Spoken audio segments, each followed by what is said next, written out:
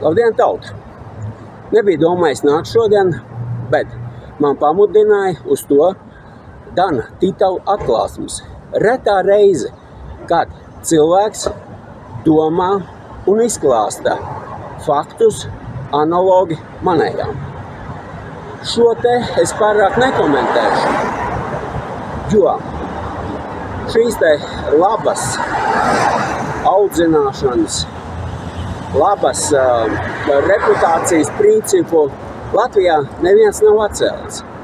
Arī var kļūdīties, bet tādā gadījumā šādas kļūdas vai nu jānoliedz, vai jāatzīst. Paliekot gaisā karājoties, būs spekulācijas, ar to ir jārēķinās.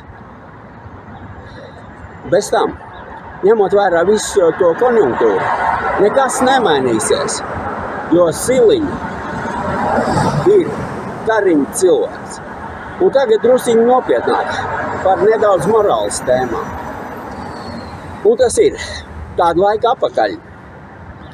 Bija balsojums, principā balsojums par Latvijas tautas slepkavošanu, par atļauju. Un šoreiz es versīšos un atgādināšu zilā Lemberga konkrēti kadrus. Numurs 6. Aija Barča, 7. Andris Bērziņš, 11. Augusts Brigmans, 16. Rihards Eigims, 22. Guntis Kalniņš, 24. Tas, kas taisās deputātos Saeimas gulētājs, Valdis Kaunozols, viņa slepkavas numurs ir 24. 26. Jānis Klaužs, 30. Askolds Kļaviņš, 32. Armands Krauze, 41. Ingmārs Līdaka, 44. Ainārs Mežulis, 53. Artis Rasmanis, 56. Kārlis Seržants, 57. Valdis Skuiņš, 65. Jānis Trupaunieks, 69. Juris Vecpirāns. Pēc šādas te nelietības, tieši pēc šādas nelietības no Lemberga liberastiem mēs varējām sagaidīt visu kaut ko, arī virzību uz visu Latvijas pederastizāciju.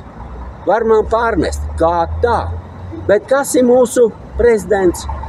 Un šāda te prezidenta bilde karājās katrā Latvijas skolā. Kā to saprast? Jā, ne, nopietnas solis uz visu Latvijas pederastizāciju. Tāpēc.